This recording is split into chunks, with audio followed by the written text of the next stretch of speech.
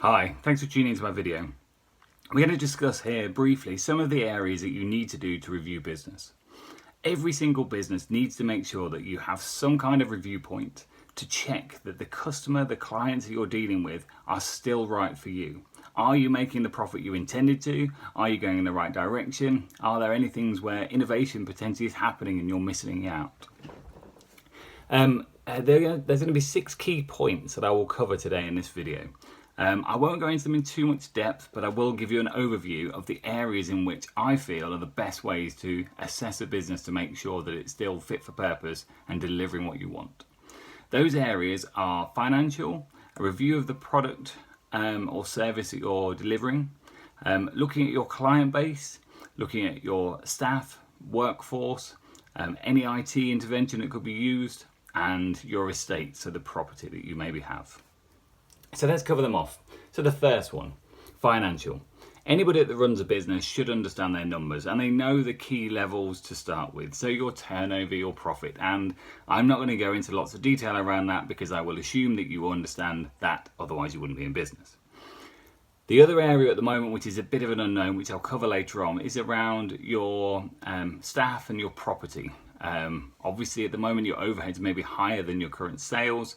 So that's something that you just need to review and calculate. Where is your break-even point and what decisions you need to make? But I'll cover that a bit later on around how you can assess those and which areas you need to look at. The other bit is to look at your customers. So how many customers do you have and what is the return on those customers? Has that changed? Has it gone up? Has it gone down? You need to make sure that you're targeting in the right place to get the right customer for you. Often when people have businesses and they're not doing as well, they generally go to cut the price, thinking that that'll be an easier way. All that tends to do is you will attract a different level of customer. Customers are happy to pay for things. You will no doubt have things in your life where you've had to pay a little bit more for them because you understand the fair exchange and the value for money. And it's the same for your business. Don't try and just cut your costs as the only route to delivering a higher profit. You need to make sure it's value for money, fair exchange, and you market yourself in the right way to improve. The next area is the product or service that you're delivering. So you need to assess what is the need and the desire for your business. Any business that begins, it always has to have a purpose. They're solving some kind of problem. Now that may be small, it may be big. Whatever yours is, just take stock and say, is it still there? Is there still the problem and does it exist? Are you treating that problem in the right way, and are you making sure that your service or your product is delivering the outcome it needs? What else could you do? Is there any innovation, anything you can do to adapt, to change, to develop your particular product or service to make it better? Also, in this current climate, with COVID, many businesses are being affected. What you also need to understand is what is short-term impact on your business and then what is the longer term. Take stock of that, understand, and then you can plan around what can you do short-term if it is short-term, or what direction is your business going to need to go in to make sure you do it. And that's where the business transformation would come in. Again, I'll cover that in a different video in a bit more depth. The other thing is, are there any supplementary services or alternative products or anything out there that you've seen that you've thought about doing, whether that's putting things online, doing some kind of online training, to understand how can you contact your customers when potentially they are not in work. Maybe they're working from home, maybe it's more difficult to contact them. So just see how you can potentially do that. The third area is review your clients and customers. Excuse me. How many clients do you have? What is their average spend? Where have your customers come from? Has it changed over the time that your business has been there? Is there a different demand? Most people tend to look at new customers but ignore the existing ones. Go back through your old sales ledgers, so anything that you've had where you've had customers before, look at the 1, 2, 3, maybe up to 5 years. Just make sure you're in line with GDPR with holding data and contacting people. But go back, understand, are those customers still around? Now is a great time to go out and speak to these people, see where they are.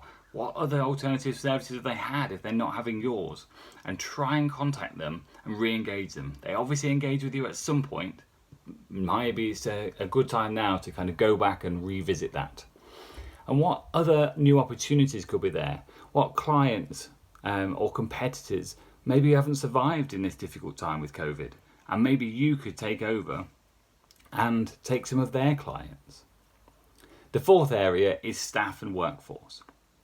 So at the moment, it's no secret that staff are working from home. They may not be as productive as they have been in the past. They may still be even more productive depending on what your product or service is.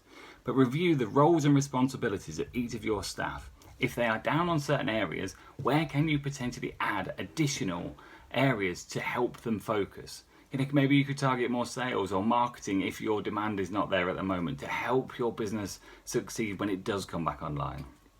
Also, people won't be looking at this, but a lot of good people have been made redundant. So how can you add additional staff to your teams to make sure that you are in the best possible place?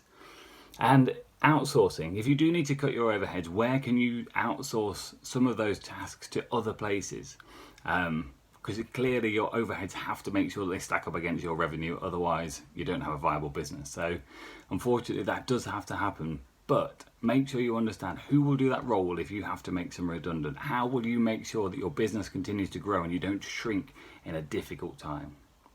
The other one is IT. So can you automate any of these processes? Are there any new apps or software that can help do this for you? And then the final one is estates. Do you still need the amount of space in the properties that you have? Could you have more? Do you need less? Is it a time to start negotiating with the landlord? Now they're the 6 key areas that I find that if you review each of those, it gives you a good idea of where your business is at, how it is performing, and gives you an idea of where you need to go.